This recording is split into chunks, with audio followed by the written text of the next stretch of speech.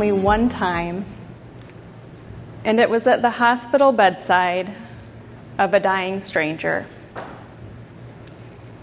You see, I've always been very driven, motivated, and passionate about doing my best and helping others. Maybe you can relate. While in graduate school, in addition to my counseling psychology courses, 20 hours a week of assistantship, and working with practicum clients in various locations, I volunteered as an on-call chaplain for the local hospital. The procedure was simple. When somebody requested a chaplain, which usually only occurred after hours if a person was near death, I'd receive a page and I'd head over.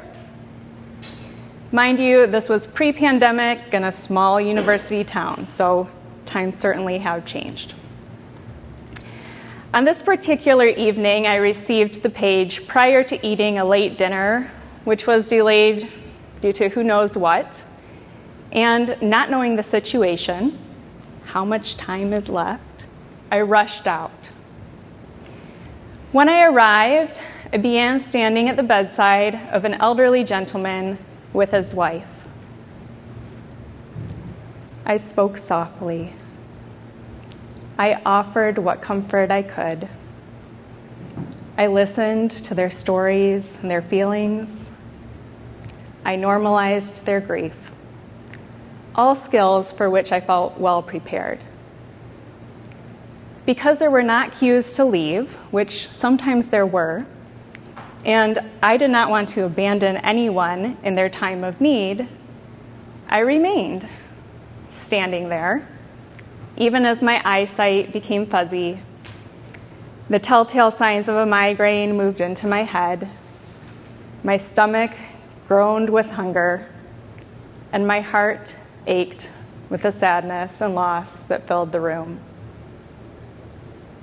And hours later, still standing there, I collapsed. Somehow I had forgotten years of marching band training, and I was standing, knees locked. If I'm being honest, I was trying to steady myself, trying to force a sturdiness that I did not feel given the hunger, the dehydration, the overexertion, and all the emotions of the moment. Despite my best intentions to show up and serve those in greater need, ignoring the cues of my own feelings and sensations had certainly prevented me from having my greatest impact. Unless you want to count the impact that I had as I landed on the floor. Although I gave the couple my apologies, I was sent home after an ER visit. Hospital policy deemed me stable. Have there been times in your life where you've ignored or pushed through your feelings and sensations so that you could help others, make the world more compassionate and just, to the point of exhaustion, maybe burnout, maybe collapse? What if doing more and pushing through are not the only or the best options for serving others and making the world around you a better place? What if the cues of your feelings and sensations could be a trusted lighthouse, guiding you safely around the dangers and through to your destination? What if learning to watch for and follow those signals not only helps you to make a better impact, but helps you to do it more quickly and efficiently? Will you close your eyes for a moment with me now and experience in your body what it would feel like to be completely calm, compassionate, and responsive toward all parts of yourself? Imagine for a moment that you could feel toward your feelings and sensations, even your fear, your heartbreak, your anger, like you feel toward your dearest loved ones. Imagine that in tending to your needs,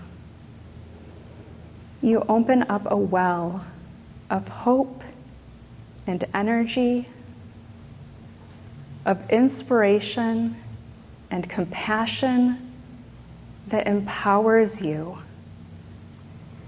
to not only make a bigger difference in a sustainable way, but to do so without sacrificing your own well-being in the process. You may open your eyes. My guess is that you have had your own fainting spell, whether literal or figurative, from showing up for others again and again and again, but failing to show up wholeheartedly for yourself. To truly make the world more compassionate and just, we must destigmatize compassion for ourselves and demystify compassion for others. Changing your relationship to your emotions is integral to changing the world.